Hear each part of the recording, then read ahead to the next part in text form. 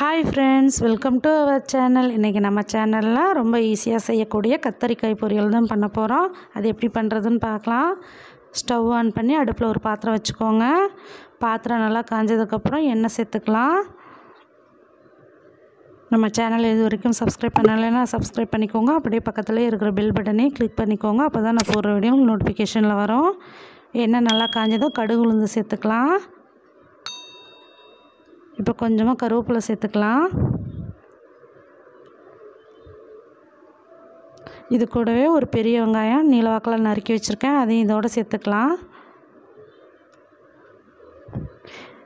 வெங்காயத்தை நல்லா வதக்கி விட்டுறலாம். ரொம்ப வதங்கணுங்கிற அவசியம்லாம் இல்லை. இந்த மாதிரி வதங்கினதுக்கப்புறம் ஒரு மீடியம் சைஸ் தக்காளி சின்னதாக அதை எடுத்து நறுக்கி வச்சுருக்கேன், அதையும் இதோடு சேர்த்துக்கலாம். தக்காளி வதங்கிறதுக்காக கொஞ்சம் உப்பு சேர்த்துக்குவோம்.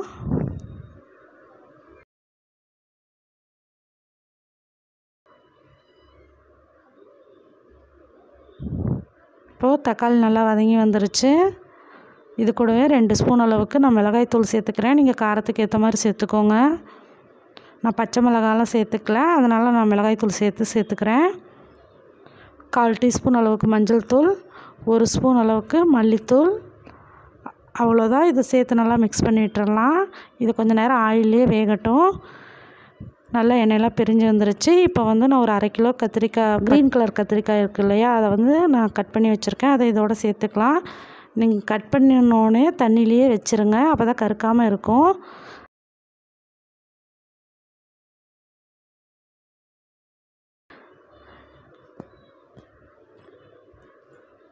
இப்போ இதை நல்லா மிக்ஸ் பண்ணி விட்டுறலாம்.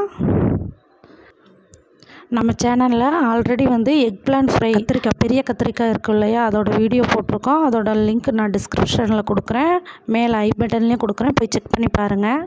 இப்போ தேவையான அளவு உப்பு சேர்த்துக்கலாம். நம்ம ஆல்ரெடி தக்காளி வதங்கும் போது கொஞ்சம் உப்பு போட்டிருக்கோம், அதனால் பார்த்து சேர்த்துக்கோங்க. இப்போ ஒரு மூடி போட்டு கொஞ்சம் நேரம் வேக விடலாம். தண்ணிலாம் எதுவுமே வேண்டாம். இப்போ ஒரு 10 நிமிஷம் ஆயிடுச்சு. நான் ஓப்பன் பண்ணி பார்க்குறேன். நல்லா வெந்து வந்துருச்சு பாருங்கள். நல்லா நம்ம எந்த தண்ணியுமே சேர்த்துக்கல, நல்லா வெந்து வந்துடுச்சு. இப்போ நான் கொஞ்சமாக பெப்பர் சேர்த்துக்க போகிறேன். பெப்பர் சேர்த்துக்கும் போது இன்னும் நல்லாயிருக்கும் பொரியல். கொஞ்சமாக சேர்த்துக்கிட்டா போதும். இப்போ இது கூட ஒரு 1/4 மூடி தேங்காய் துருவி வச்சுருக்கேன், அதையும் சேர்த்துக்கலாம். தேங்காய் துருவல் சேர்த்துக்கும் போது இன்னும் கத்திரிக்காயோட டேஸ்ட்டு சூப்பராக இருக்கும். இது தயிர் சாதம், பருப்பு சாதம், ரச சாதத்துக்கு சைடிஷாக ரொம்ப நல்லாயிருக்கும். அது மட்டும் இல்லாமல் சுடு சாதத்தில் நெய் ஊற்றிட்டு இதை வெறும் கத்திரிக்காய் பொரியல் மட்டும் பெரட்டி சாப்பிட்டிங்கன்னா அவ்வளோ டேஸ்ட்டாக இருக்கும். அவ்வளோதாங்க, ரெடி ஆகிடுச்சு நம்ம கத்திரிக்காய் பொரியல். நல்லா வெந்து வந்துடுச்சு.